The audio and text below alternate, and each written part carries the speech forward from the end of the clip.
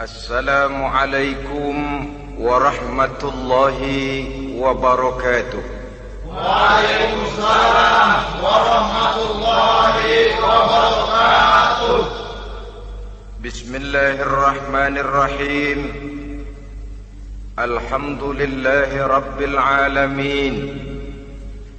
Wassalatu wassalamu ala ashrafil anbiya'i wal mursalin, imamil muttaqin, sayyidil ghurril muhajjalin, wa ala alihi wa ashabihil mujahidin at-tahirin, amma ba'du. Saudara-saudara kaum muslimin rahimakumullah, sesungguhnya gaya hidup seseorang sangat ditentukan oleh cara bagaimana dia memandang hidup ini.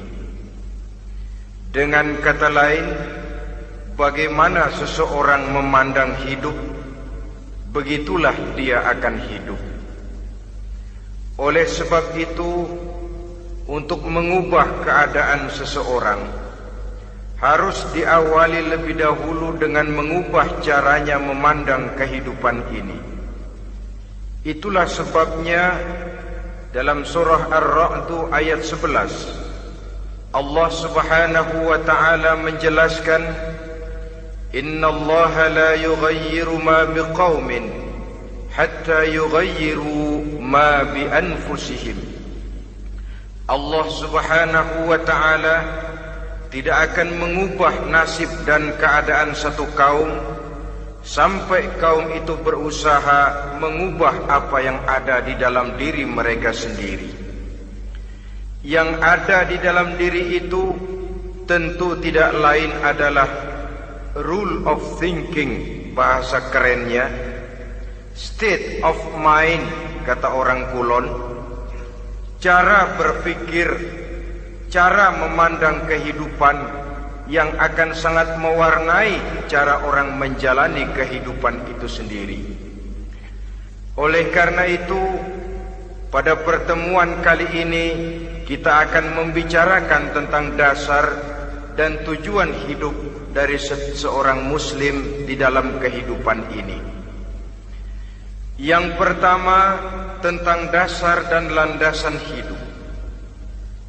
Seorang muslim tak dapat lain mendasarkan kehidupannya dengan Islam.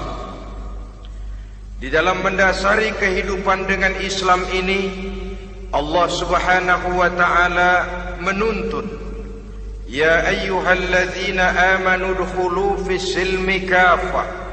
Hai orang-orang yang beriman, masuklah kamu ke dalam Islam itu secara total, secara utuh, secara seluruhnya. Jangan separuh-separuh, jangan sepotong-sepotong. Mendasari hidup dengan Islam artinya menjadikan Islam sebagai way of life, sebagai rule of thinking, sebagai state of mind di dalam kita memecahkan problema-problema kehidupan, sehingga tidak satu persoalan hidup yang bagaimanapun kecilnya sekalipun yang tidak tersentuh oleh nilai-nilai ajaran agama Islam ini. Kemudian di dalam mendasarkan hidupnya dengan Islam, ia mempunyai satu keyakinan. Pertama, Islam sebagai dasar hidupnya adalah agama yang sesuai dengan fitrah daripada manusia. Allah Subhanahu wa ta'ala pencipta manusia. Allah Subhanahu wa ta'ala yang menurunkan agama Islam. Oleh sebab itu, tentu saja seluruh konsepsi Islam ini sudah diukur sedemikian rupa sesuai dengan kemampuan yang dimiliki oleh manusia. Secara logika bisa kita katakan, pabrik mobil di Jerman misalnya bikin mobil namanya Mercy. Seiring dengan itu dikeluarkannya buku petunjuk. Mobil ini bernama Mercy, kecepatan maksimal sekian ratus kilometer per jam, daya angkutnya sekian ratus kilogram, kalau rusak memperbaikinya ini onderdilnya itu umpamanya. Karena pabriknya yang bikin mobil, lalu pabriknya juga yang mengeluarkan buku petunjuk, tentu buku itu sesuai benar untuk mobilnya. Dan logika mengatakan tidak bisa kita punya mobil Mercy rusak, kita perbaiki dengan menggunakan buku petunjuk yang dikeluarkan oleh pabrik mobil Fiat. Tentu saja mobil makin rusak, acak-acakan dan tidak karu-karuan. Ini artinya, jikalau manusia ingin baik, jikalau manusia ingin mencapai sesuatu yang bernama bahagia, dia harus mengikuti petunjuk yang dikeluarkan oleh yang menciptakan manusia. Dan petunjuk-petunjuk itu telah turun dalam satu konsepsi yang bernama Islam yang sesuai dengan fitrah manusia. Yang kedua, oleh karena keyakinannya bahwa Islam sesuai dengan fitrah manusia, ia pun berkeyakinan bahwa Islam adalah agama untuk seluruh manusia, universal. Walaupun ia diturunkan di tanah Arab, tetapi ia bukanlah agama hanya untuk orang Arab semata-mata. Keyakinan ini perlu ditegakkan kembali. Oleh karena akhir-akhir ini muncul pendapat-pendapat yang menganggap seolah-olah agama itu barang impor. Persilahkan saja kalau memang itu merupakan keyakinannya, tetapi menganggap agama sebagai barang impor sungguh merupakan satu kekeliruan yang sangat besar. Bahwa Arab sebagian besar memang Islam, jelas. Tetapi Islam bukannya Arab, itu pun harus kita akui. Kita bisa menjadi Muslim yang baik tanpa perlu menjadi orang Arab. Dengan kata lain, kita bisa menjadi Muslim yang baik dengan tetap menjadi warga negara Indonesia yang baik. Bahwa Al-Quran diturunkan dalam bahasa Arab oleh karena memang ia turun di tanah Arab. Buktinya apa? Walaupun Quran dalam bahasa Arab, tidak satu pun ayat Quran yang ditujukan kepada orang Arab semata-mata. Tidak ada ayat ya ayyuhal arabiyun, hai orang-orang Arab. Tidak ada. Yang ada malah ya ayyuhan nas, wahai manusia. Manusia yang mana? Yang mana saja asal merasa manusia.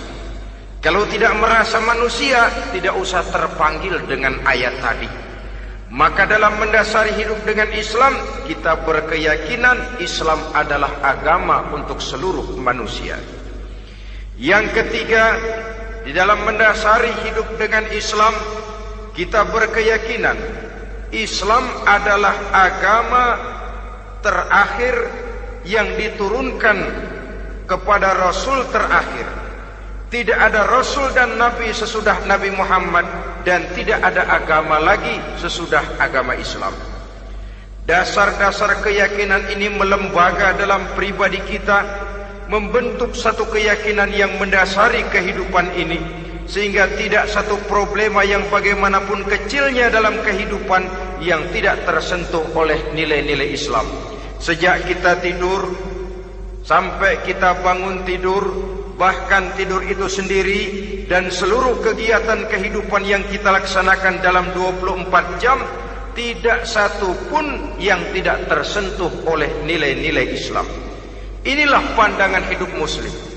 Jawaban seorang Muslim terhadap problema-problema kehidupan yang dihadapinya, yang di dalam menjawab problema itu ia Islam oriented, berorientasi kepada nilai-nilai Islam. Apa kata Islam tentang pekerjaan yang dihadapinya? Halal kata Islam, halallah dia katakan. Haram kata Islam, haram dia katakan. Islam oriented. Barometer dalam perbuatannya tidak lain daripada nilai-nilai Islam itu sendiri. Dan kemudian di dalam mendasari kehidupan dengan Islam, ia berkeyakinan Islam adalah satu-satunya agama yang benar. Bahasa kerennya, Islam is the single one, the true religion behind the God. Satu-satunya. Keyakinan ini kelihatannya subjektif, tapi memang inilah pokok daripada kehidupan beragama. Saudara-saudara kaum muslimin rahimakumullah, kalau itulah dasar daripada kehidupan kita sebagai muslim, apa yang menjadi landasannya?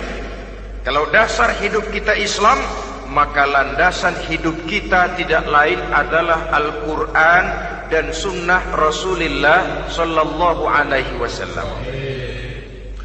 Dunia penuh dengan orang-orang besar, dan setiap orang-orang besar itu mempunyai ajaran-ajaran yang pernah jaya, pernah dikumandangkan, didengung-dengungkan, naik ke panggung sejarah untuk kemudian tenggelam. Satu ajaran hanya akan langgeng, satu ajaran hanya akan tahan lama apabila dia turun dari sumber yang serba maha. Kalau dia turun dari manusia, maka sifatnya hanya musim.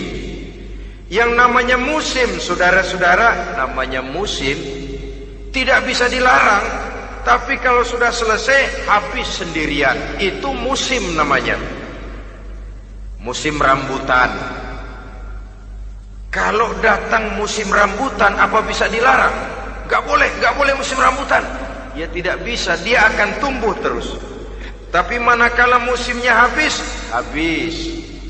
Begitulah nasib dari ajaran yang nisbi, relatif dan temporer apabila dia bersumber dari manusia.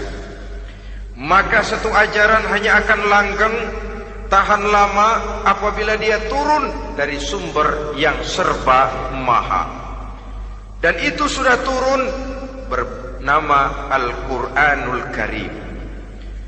Sedangkan sunnah, saudara-saudara, merupakan penjelasan dari apa yang oleh Quran tidak dijelaskan dalam bentuk yang detail, melengkapi apa yang oleh Al-Quran hanya disebutkan dalam bentuk garis besarnya saja. Baik Quran maupun sunnah kita sebut merupakan dasar, landasan yang primer. Sedangkan untuk memahami Quran dan sunnah, kita memerlukan pendapat-pendapat orang yang ahli di bidang itu. Dalam hal ini kita sebut saja dengan ulama. Dan ini merupakan sumber yang sekunder dari landasan hidup kita sebagai seorang muslim. Dua rel ini, Quran dan sunnah, merupakan landasan di mana kereta api Islam ini berjalan. Quran dan sunnah. Saudara-saudara kaum muslimin rahimakumullah, oleh karenanya marilah kita menjadikan Quran dan sunnah ini sebagai imam di dalam kehidupan kita.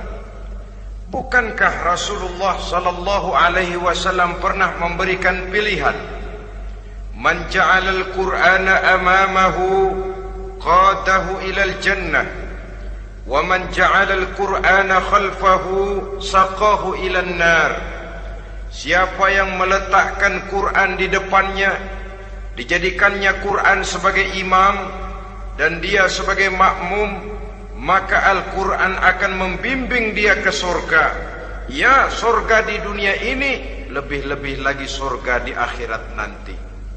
Sebaliknya, wa man ja'ala al-Qur'ana khalfahu, siapa yang meletakkan Quran di belakangnya, dia belakangi ajaran dan konsepsi Al-Quran, dia tinggalkan perintah-perintah Al-Quran, maka Al-Quran yang dibelakanginya itu akan mendorong dia ke neraka.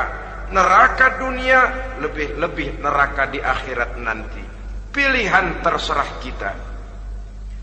Jikalau kita mau menjadikan Quran sebagai imam, artinya kita menjadi makmum. Resikonya dimanapun, makmum wajib ikut imam. Imam takbir, makmum takbir, imam ruku, makmum ruku, imam i'tidal, makmum i'tidal. Jikalau Quran imam kita dan kita adalah makmum, maka itu berarti jikalau ke barat komando Quran, ke barat kita pergi. Jikalau ke timur kata Quran, ke timur kita menuju. Jikalau halal kata Quran halal kita katakan, jikalau haram kata Quran haram kita ucapkan. Itu resikonya kita menjadi makmum menyusun pola hidup yang lebih Qurani. Tapi sebaliknya, ke barat komando Quran, ke timur kita pergi, ke utara kata Quran, ke selatan kita menuju. Halal kata Quran malah kita tidak mau melaksanakannya. Haram kata Quran kita senang bukan main. Artinya kita mau menjadi makmum dan Quran kita jadikan sebagai makmum, kita sendiri malah mau menjadi imam. Kita paksa konsepsi Al-Quran itu supaya sesuai dengan naluri kemanusiaan kita. Mengotak-atik hukum, menghalalkan yang haram, mengharamkan yang halal. Dikala itu landasan hidup kita sudah goyah, tidak lagi sebagai landasan tempat kita bertolak, tetapi malah menjadi satu landasan yang kita injak-injak. Sesungguhnya saudara-saudara, Quran tidak akan membawa berkah, tidak akan menjadi rahmatun wa shifaa'un lil mu'minin, menjadi penyembuh, menjadi rahmah bagi orang-orang beriman apabila yang kita baca itu kita injak-injak di dalam kehidupan. Upaya menyusun hidup yang lebih Qurani ini seiring dengan usaha kita menjadi warga negara yang baik. Yang saya katakan di awal tadi, tidak saling dan tidak harus saling bertentangan. Jadi dengan demikian, dasar hidup kita sebagai muslim adalah Islam, dan landasan hidup kita tidak lain adalah Al-Quran dan sunnah Rasulullah Sallallahu Alaihi Wasallam. Ini landasan tempat kita bertolak. Ini yang mewarnai gaya kehidupan kita. Apapun yang mau kita lakukan, tempat kita bertanya lebih dahulu Quran dan sunnah. Saya mau melakukan pekerjaan ini, apa kata Quran? Saya mau pergi ke tempat ini, apa kata Quran? Saya mau berusaha dengan mengerjakan perusahaan ini, apa kata Quran? Merupakan landasan daripada kehidupan kita. Ini yang saya katakan tadi, membentuk rule of thinking, state of mind, bahwa gaya kehidupan kita diwarnai oleh landasan hidup yang bertumpu pada ajaran Al-Quranul Karim dan sunnah Rasulullah Sallallahu Alaihi Wasallam. Baiklah ya, ini yang pertama tentang dasar dan landasan hidup. Yang kedua tentang tujuan hidup. Kalau sudah ada landasan tempat kita bertolak, lalu kemana pantai yang akan kita tuju? Mau apa sih kita hidup ini? Berleha-leha, menjalani acara rutin, bangun tidur sampai tidur lagi, kemudian besok begitu lagi, sampai menunggu datangnya sang ajal? Atau ada satu tujuan yang akan kita capai di dalam kehidupan ini? Apabila kita teliti, maka Al-Quran mengajarkan tujuan hidup setiap muslim pada dasarnya ada dua. Pertama, kita sebut saja tujuan jangka pendek. Tujuan jangka pendek itu sasarannya dunia sekarang ini. Bentuknya horizontal. Targetnya agar setiap pribadi muslim menjadi rahmatan lil alamin, rahmah bagi lingkungannya. Inilah yang oleh agama dinamakan hablum minan nas, yang isinya adalah ilmu dan peradaban. Jadi dunia dan seluruh isinya merupakan tujuan jangka pendek saja. Untuk mencapai tujuan jangka pendek, dunia dan seluruh isinya, unsur penunjangnya adalah pendidikan, pengalaman, atau nasib. Makin tinggi pendidikan, makin mudah menjangkau hidup. Makin banyak pengalaman, makin mudah menguasai dunia. Atau karena faktor nasib, pendidikannya tidak seberapa, pengalaman pun kadang-kadang dangkal, tapi karena nasibnya lagi hoki, kata orang sekarang, nasibnya lagi bagus, dia naik ke panggung memegang peranan.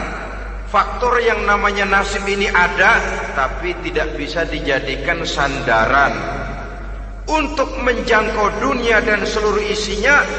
Unsur penunjangnya, pertama pendidikan, yang kedua pengalaman, yang ketiga faktor nasib. Oleh karena itu, apabila kita ingin mudah mencapai dunia, yang pertama harus kita laksanakan bagaimana menempuh satu pendidikan. Di zaman sekarang orang terangsang untuk hidup dalam pola yang oleh orang-orang priangan disebut hardolin. Saudara tahu hardolin? Itu potongan dari dahar modal ulin. Filsafat hidup yang pakaian mau bagus, makan mau enak, kerja nggak mau. Akhirnya jadilah dia penghayal kelas berat, tukang-tukang lamun kelas tinggi. Tiap hari kegiatannya ya cuma tidak terlepas dari tiga kriteria itu. Hardolin. Pokoknya kalau sudah dahar modal ulin, besok ya begitu lagi. Pola dari dimana orang pakaian mau bagus, makan mau senang, duit mau punya, kerja tidak mau. Kadang-kadang mau kerja tapi tidak tahu apa yang harus dikerjakan, ditambah oleh sempitnya lapangan pekerjaan. Tidak tahu apa yang harus dikerjakan, dilatar belakangi oleh tidak adanya pendidikan yang dia terima, sehingga mau kerja apa lalu bingung. Oleh karena itu, terutama buat adik-adik remaja, para pemuda, saya berpesan untuk menjangkau dunia, yang pertama harus kita jalani bagaimana membina diri, mendidik. Taruh kata drop out, putus sekolah. Tapi drop out bukan halangan bagi tumbuhnya cita-cita yang mulia. Bahkan ada orang bilang many a great man starts as a newspaper boy. Banyak orang-orang besar yang memulai pekerjaannya dagang koran. Putus sekolah bukan merupakan halangan bagi tumbuhnya cita-cita yang mulia. Dan tidak sedikit orang-orang besar yang tidak keluaran perguruan tinggi. Tidak sedikit orang-orang besar yang tidak merupakan produk dari perguruan tinggi tertentu, tapi kerajinannya belajar, banyak membaca, banyak bergaul, autodidak. Syukur kalau masih bisa menempuh pendidikan yang formal. Kekurangan ekonomi, kemiskinan keluarga jangan menjadi penghalang bagi tumbuhnya cita-cita yang tinggi untuk menempuh karier pendidikan yang baik. Ini memang pahit, tapi bagaimanapun kata orang, lebih baik makan singkong beneran daripada makan roti ngimpi. Artinya jikalau memang perlu, lebih baik sekolah sambil dagang koran, nyemir sepatu, parkir mobil, daripada hardolin itu tadi. Tanpa prospek hari depan yang ada artinya. Dan pendidikan memang merupakan sesuatu yang pahit. Tapi tanpa ini, rasanya kita akan sulit untuk menjangkau dunia, tersisih di pojok-pojok kehidupan. Jangan lalu bilang, manusia kan rezekinya sudah dijamin oleh Allah. Ayam saja ada rezekinya, of course. Tapi jangan lupa, cara ayam cari rezeki dengan cara manusia cari rezeki lain. Kalau ayam cari rezeki dari tahun atu, modalnya cuma ceker sama patok. Kalau ayam mah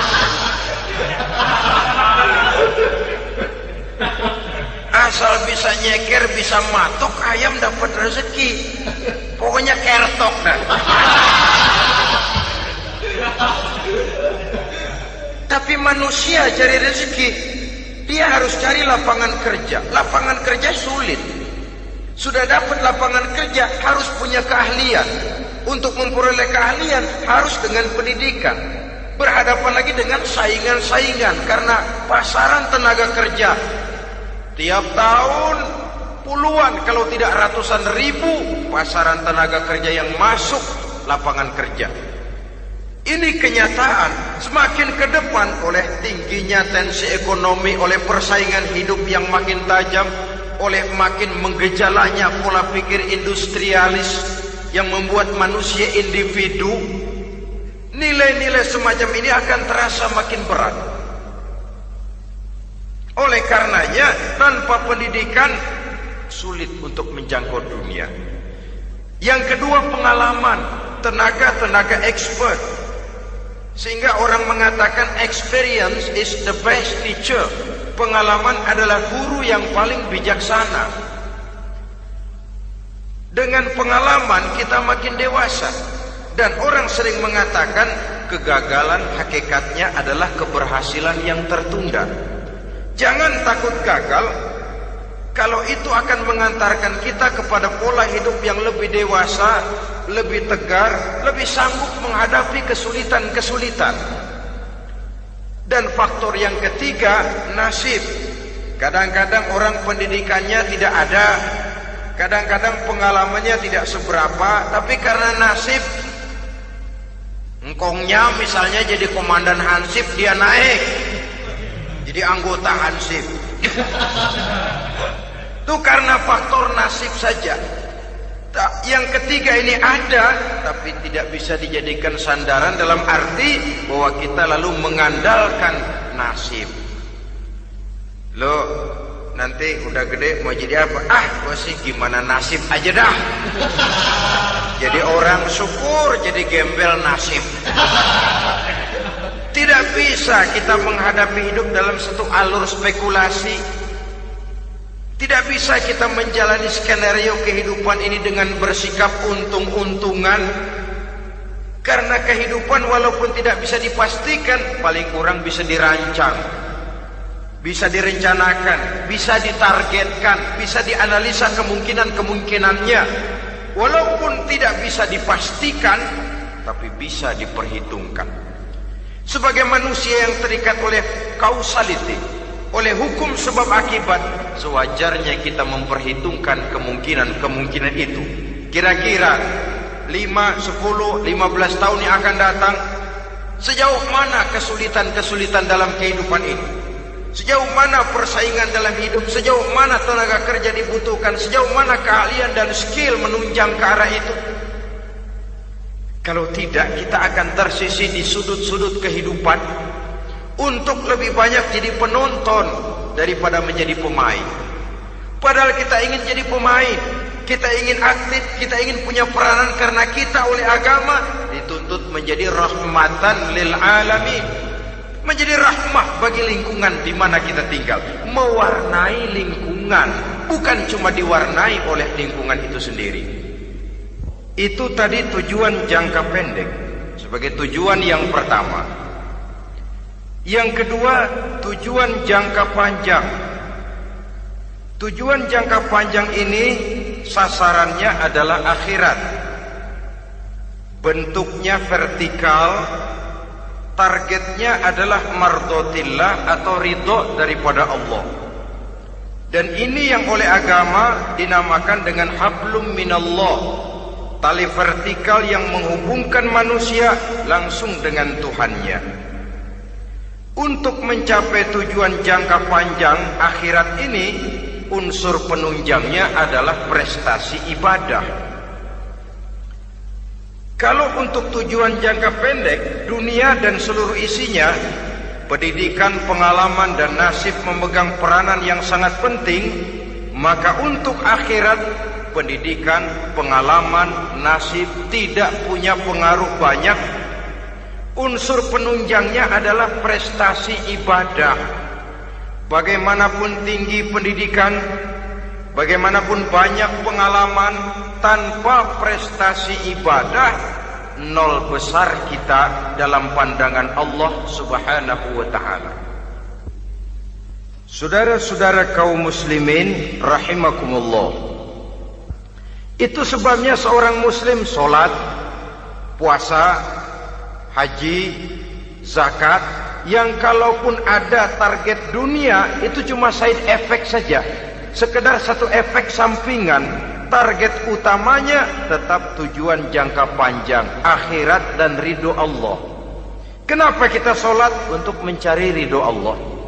Kenapa kita laksanakan ibadah haji? Untuk mencari ridho Allah. Kita bangun di keheningan malam untuk mencari ridho Allah. Kalau ada akibat dunia, itu cuma akibat sekunder saja. Ada misalnya orang karena tekun ibadah rezekinya lancar, itu baru persekot. Baru tanda jadi. Kadang-kadang persekotnya saja sudah nikmat kok, apalagi cashnya, kontannya. Sebaliknya kalau ada orang rajin ibadah, rezekinya seret, jangan jadi alasan. Kok lu nggak sembahyang? Alah, tetangga gua rajin sembahyang melarat terus. Ya memang sholat itu bukan dengan target dunia, target akhirat, saudara-saudara. Oleh sebab itu, seorang muslim adalah seorang yang berpandangan luas, berjiwa lapang. Maksudnya apa? Tujuan jangka pendek dan jangka panjang ini harus dia raih kedua-duanya. Ini yang oleh Al-Quran diajarkan agar setiap muslim mencapai fid dunya hasanah wa fil akhirati hasanah. Kebaikan di dunia, kebaikan di akhirat. Itu arti hasanah. Jangan macam orang dulu, punya istri 2 pergi haji. Yang satu yang muda istrinya namanya Hasanah, yang satu namanya Khadijah. Waktu tawaf keliling Ka'bah, si suami ini nggak bisa doa apa-apa kecuali Rabbana Atina itu. Tiap putaran Rabbana Atina fid dunya hasanah wa fil akhirati hasanah. Putaran kedua Rabbana Atina fid dunya hasanah wa fil akhirati hasanah. Ini istri tuanya yang namanya Khadijah dengerin aja. Akhirnya di satu saat dia colek suaminya, "Bang, mentang-mentang Hasanah bini muda disebutin melulu. Saya dong disebutin dalam doa." "Iya deh, ntar putaran selanjutnya." Suaminya blow on juga. Putaran kedua dia baca Rabbana Atina fid dunya hasanah wa fil akhirati Khadijah.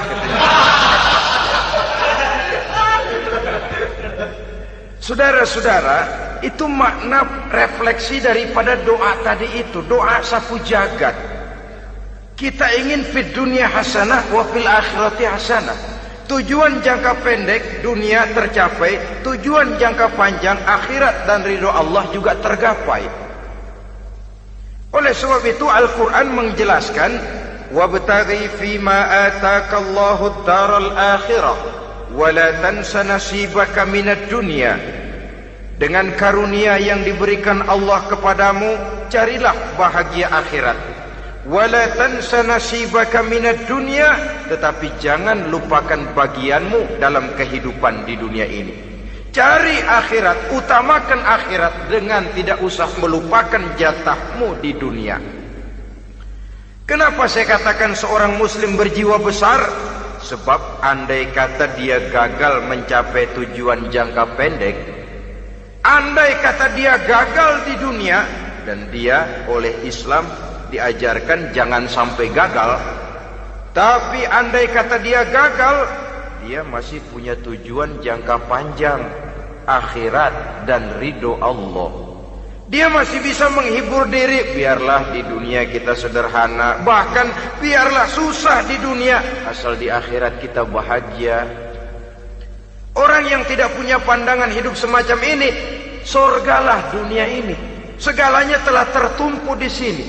Bila umurnya selesai, ajalnya datang, selesai sudah surganya sampai di situ, dan dia tidak punya pengharapan lain di belakang itu. Maka seluruhnya bertumpu pada kehidupan di dunia, padahal dunia seperti air laut, makin diminum makin haus, makin kering tenggorokan. Dunia yang diperturutkan menyeret manusia ke dalam lingkaran setan, terjebak dalam sifat yang namanya tamak bin rakus alias serakah.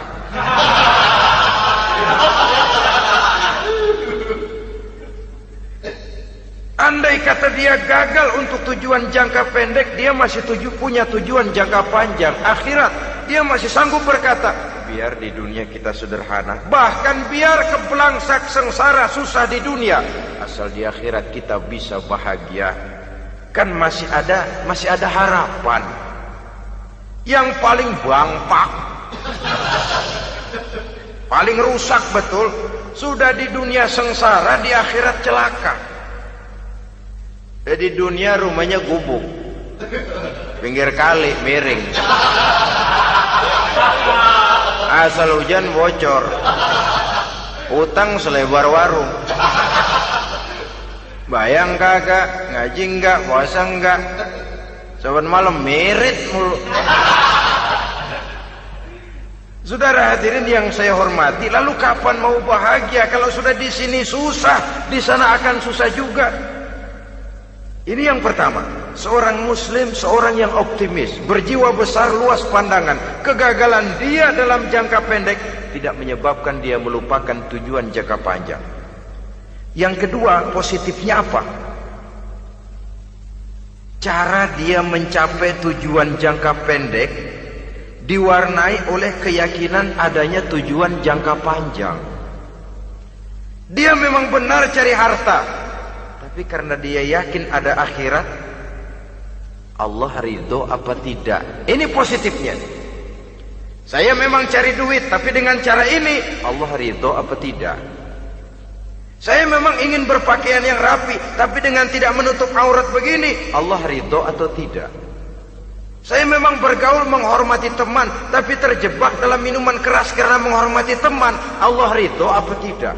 Ini orang yang punya tujuan jangka panjang.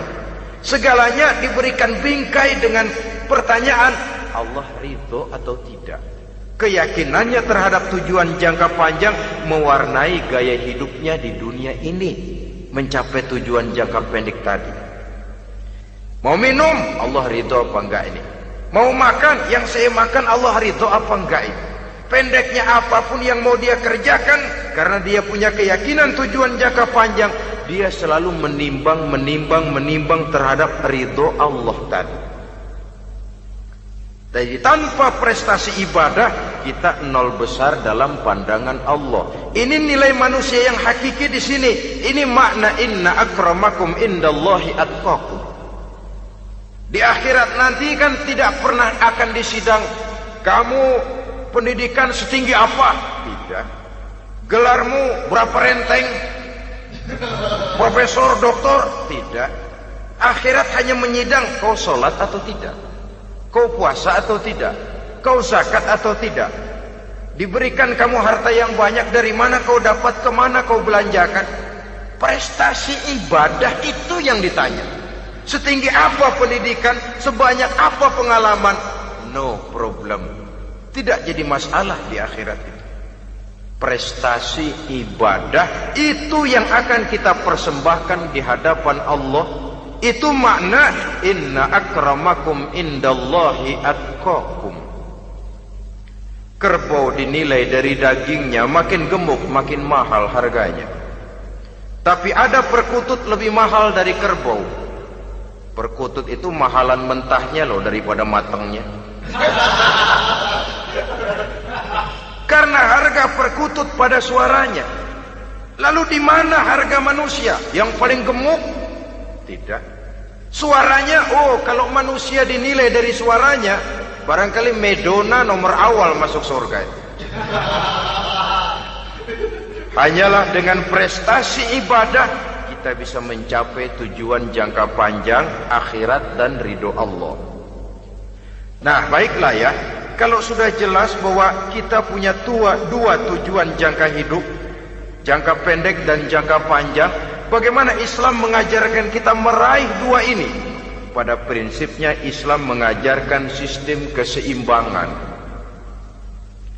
Dalam berbagai aspek kehidupan, keseimbangan ini nampak dengan nyata diajarkan oleh agama kita. Seperti ayat yang saya bacakan tadi. Dengan karunia yang diberikan Allah kepadamu, cari negeri akhirat, tapi jangan lupakan bagianmu di dunia ini. Dalam bentuk yang lebih nyata, bekerjalah untuk duniamu seolah kau akan hidup buat selamanya, tapi bekerjalah buat akhiratmu seolah kau akan mati besok. Manifestasinya dalam kehidupan, misalnya orang kaya diperintah membantu yang miskin, tapi orang miskin dianjurkan berusaha.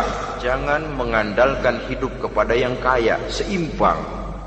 Kamu kaya, betul Pak, bantu yang miskin. Kamu miskin, iya Pak, berusaha. Seimbang. Tuan rumah diwajibkan menghormati tamu, tamu diwajibkan tahu diri, seimbang. Jadi bagaimana kalau sudah kita bekerja di sawah, di ladang, di pasar, di kantor, anggap kita akan hidup selamanya agar timbul gairah kerja. Tapi kalau sudah sholat, anggap kita akan mati besok supaya timbul khusyuknya. Nah, titik tekannya di mana? Stresnya itu. Walaupun Islam mengajarkan sistem keseimbangan, tapi Al-Quran tetap menggarisbawahi walal akhiratu khairul laka minal, bahwa bagaimanapun seimbangnya, akhirat itu lebih utama daripada dunia. Bagaimana implementasinya? Kata orang-orang tua, kalau kita menanam padi, rumput pasti tumbuh, tapi nanam rumput jangan mimpi tumbuh padi. Maksudnya apa? Kalau satu perbuatan kita niatkan karena Allah, dunianya pasti ikut. Tapi kalau satu perbuatan diniatkan karena dunia semata-mata, akhirat akan hilang.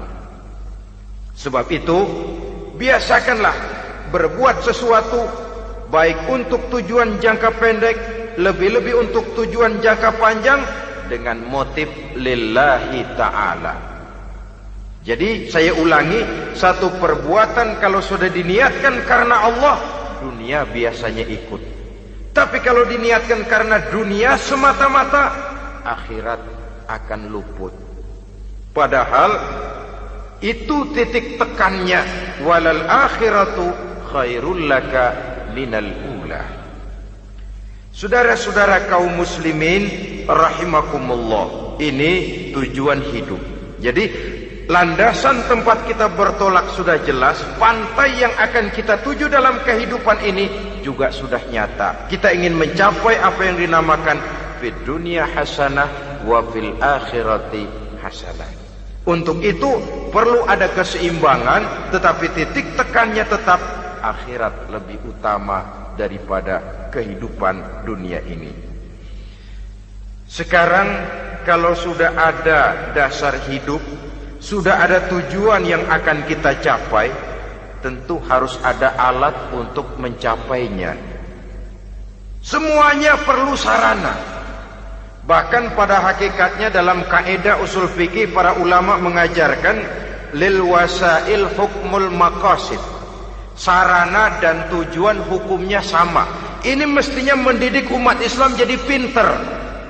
Jangan cuma berpikir melaksanakan satu pekerjaan, tapi juga berpikir menciptakan sarana untuk terwujudnya pekerjaan itu. Misalnya umat Islam wajib pergi haji kalau mampu, kan begitu toh? Kalau dia umat Islam Indonesia, tentu pergi hajinya ke Mekah. Mekah, Jeddah, Mekah, Indonesia perlu sarana angkutan untuk sampai ke sana. Kapal laut, kapal udara. Artinya umat Islam harus maju di bidang teknologi, bisa menciptakan pesawat, bisa menciptakan kapal laut, sarana yang akan menyampaikan dia untuk bisa melaksanakan ibadah haji. Selama ini kita bertumpu kepada pemikiran, pokoknya kan yang penting gue pergi haji pakai apa kayak gue punya duit. Dari segi pribadi memang barangkali begitu. Tapi sebagai umat yang harus mencapai kemajuan, apabila diperintahkan melaksanakan sesuatu, kita pun hakikatnya dituntut menciptakan sarana untuk menunjang pelaksanaan sesuatu itu sendiri. Agama mengajarkan an-nazafatu minal iman, kebersihan sebagian daripada iman. Siapa yang menciptakan mesin cuci, sabun-sabun keras, deterjen, rinso dan lain sebagainya? Siapa yang menciptakan air condition, pembersih ruangan? Kita hanya berpikir pokoknya kan bersih, mau pakai apa kek. Kita jarang yang berpikir kepada pewujudan teknologi modern untuk menerjemahkan hadis itu. Syukurlah belakangan ini sudah muncul teknokrat-teknokrat muslim yang dijiwai oleh semangat Al-Quran membuka tabir rahasia konsepsi Islam di lapangan teknologi modern, yang makin lama makin menunjukkan tuntutan kebutuhan daripada umat itu sendiri. Dengan demikian, apabila ada tujuan hidup, kita memerlukan alat untuk mencapai tujuan tadi. Supaya tujuan fid dunya hasanah wa fil akhirati hasanah tercapai, apa alat yang harus kita pakai? Kita lihat surah At-Taubah ayat 111 memberikan jawaban. Innallaha ashtara minal mu'minina anfusahum wa amwalahum bi anna lahumul jannah. Sesungguhnya Allah telah membeli dari orang-orang beriman diri mereka, harta mereka, bahwa sesungguhnya bagi mereka adalah surga. Coba kita simak ayat ini sejenak, akan nampak dengan jelas bahwa ayat ini hakikatnya merupakan satu transaksi yang nyata benar antara kita dengan Allah. Transaksi jual beli sudah terjadi, dan itu langsung dengan Allah, tertuang dalam pernyataan Quran. Pembeli Allah, penjual kita orang-orang beriman, dagangannya adalah anfus dan amwal, harganya adalah surga. Itu sudah tanda tangan pernyataan kita siap jual beli ya Allah. Apalagi baiat kita apa? Inna solati wa nusuki wa mahyaya wa mamati lillahi rabbil alamin. Solatku, ibadahku, hidup dan matiku cuma untuk Allah Tuhan seluruh sekalian alam. Minimalnya 5 kali sehari semalam baiat ini kita ulang dan kita ulang. Kenapa lalu kita tidak konsekuen? Dalam konteksnya dengan persoalan, maka alat hidup kita itu ada 2. Pertama, anfus. Ini bentuk mufrad dari jamaknya, bentuk jamak dari mufrad nafsun. Biasa diterjemahkan dengan diri. Yang dimaksud dengan diri adalah kepribadian.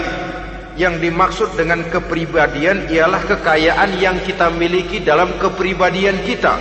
Artinya bisa tenaga, pikiran, konsep, gagasan, wewenang, ide, pangkat, jabatan, kemampuan, keahlian, skill, itu semuanya masuk ke dalam anfus, diri. Sedangkan amwal bentuk jamak dari mufrad malun, biasa diterjemahkan dengan harta. Pengertian di sini ialah seluruh bentuk-bentuk materi yang berada di bawah kekuasaan kita. Bisa rumah, bisa uang, bisa tanah, bisa kebun, bisa pabrik, bisa peternakan, itu semuanya amwal. Nah, baik anfus maupun amwal, diri, tenaga kek, pikiran kek, harta kek, pangkat kek, jabatan kek, wewenang kek, keahlian kek, untuk tujuan jangka pendek harus jadi rahmah bagi lingkungan. Untuk tujuan jangka panjang harus menunjang jalan menuju ridho Allah. Jadi kalau pangkat kita menjauhkan kita dari ridho Allah, itu bukan nikmat tuh, azab. Punya pangkat bukan melakukan kebaikan, malah melakukan kejahatan, setidak-tidaknya berdiri di belakang kejahatan, melindungi perbuatan-perbuatan munkar. Dalam kelas kakap melindungi korupsi, dalam kelas teri jadi backing tukang koprok. Umpamanya itu sudah menyalahi. Alat tidak digunakan untuk mencapai tujuan, itu untuk tujuan jangka pendek. Lalu amwal harta, uang, tanah, rumah, kebun untuk tujuan jangka pendek harus menjadi rahmah bagi lingkungan. Sedang untuk tujuan jangka panjang, baik diri maupun harta harus menunjang jalan menuju ridho Allah, harus meningkatkan prestasi ibadah kita kepada Allah Subhanahu wa ta'ala. Malah yang namanya amwal ini tanggung jawabnya lebih berat loh saudara. Kalau saudara diberikan ilmu, sidang akhirat cuma satu. Ilmumu kau amalkan untuk apa? Saudara diberikan umur panjang, pengadilan akhirat cuma bertanya satu. Umurmu kau habiskan di mana? Tapi saudara diberikan harta, pertanyaan akhirat dua. Hartamu kau dapat dari mana? Kau belanjakan kemana? Dari mananya dan kemananya ditanya, depan belakang. Wah, kadang-kadang kan ada orang hartanya didapat dari jalan yang halal, dibelanjakan di jalan haram. Kerja peras keringat banting tulang setengah mati, begitu dapat duit beli buntutan, muter-muter kertas cari kode. Didapat dari jalan halal, dibelanjakan di jalan haram. Atau didapat dari cara yang haram, dibelanjakan di jalan yang baik. Menang judi, nyumbang pesantren. Nabi mengajarkan innallaha thayyibun la yaqbalu illa thayyib. Allah itu baik dan hanya menerima yang baik-baik saja. Tidak bisa mencuci kain dengan air najis. Kain akan tetap kotor. Saudara-saudara kaum muslimin rahimakumullah. Oleh karenanya masalahnya terpulang kepada kita, pandai-pandailah membagi orientasi. Suatu saat tenggelam kita dalam kesibukan dunia dan seluruh isinya untuk mencapai tujuan jangka pendek. Lain saat tenggelam kita memfanakan diri untuk mencapai tujuan jangka panjang, akhirat dan ridho Allah. Karena kehidupan ini bukan berjalan tanpa batas. Umur ini bukan satu karunia tanpa pertanggungan jawab. Satu saat setuju atau tidak, rela atau terpaksa, kita akan sampai kepada garis finish daripada perjalanan kehidupan dunia ini. Yang memang merupakan satu perjalanan panjang, a walking tall. Kata orang Kulon, a walking tall, satu jalan yang demikian jauhnya. Entoh kita akan sampai ke garis finish. Bila datang ajal, senja kehidupan datang, malam menyelimuti. Datangnya tidak pernah kita sangka, tapi sekali dia datang, tidak satu kekuatan yang bisa menolak. Kehadirannya tidak pernah kita harapkan, tapi satu kali dia datang bertamu, pasti terjadi. Dan itu pasti akan kita temui. Alangkah malangnya pada saat kembali itu datang, kita tidak punya prestasi ibadah. Lalu apa artinya prestasi dunia? Apa artinya tujuan jangka pendek kalau kita harus kehilangan tujuan jangka panjang? Rumah kita yang besar, pangkat kita yang tinggi, harta kita yang banyak, bisakah menolong kita untuk kalau sudah kumpul di padang mahsyar nanti? Malaikat, jangan gebugin saya, rumah saya harga 2 miliar.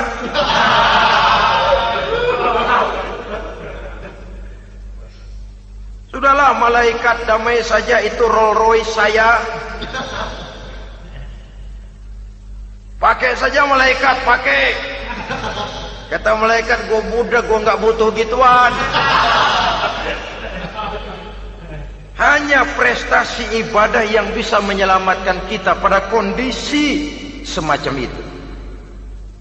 Jadi oleh karena itu saudara-saudara, biar di dunia ini rumah kita besar, mobil bagus, uang banyak, pabrik ada, usaha lancar, asal di akhirat masuk surga aja. Gak apa-apa.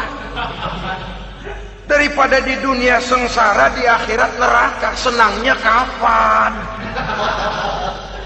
Sudah di sini sengsara, di sana kebelangsak. Itu yang orang-orang tua bilang lacur kuda namanya. pelan dipecut, kenceng digentak, setengah mati, serba salah. Kuda kalau bisa ngomong, gue setengah mati, serba salah. Pelan dipecut, kekencengan ditarik, itu yang namanya lacur kuda begitu. Serba salah posisinya. Untuk itu pandai-pandailah membagi orientasi supaya tercapai tujuan ideal ini, fid dunya hasanah wa fil akhirati hasanah. Ini tentang tujuan hidup. Nah, untuk mencapai tujuan ini kita tidak berjalan sendiri. Kita perlu teman hidup. Di samping teman hidup ada pula lawan hidup. Siapa teman hidup kita untuk mencapai tujuan hidup ini? Dalam arti sempit, teman hidup kita suami istri yang taat kepada Allah. Suami istri lebih dari sekedar satu pasangan, juga saling melengkapi, merupakan bagian daripada kehidupan.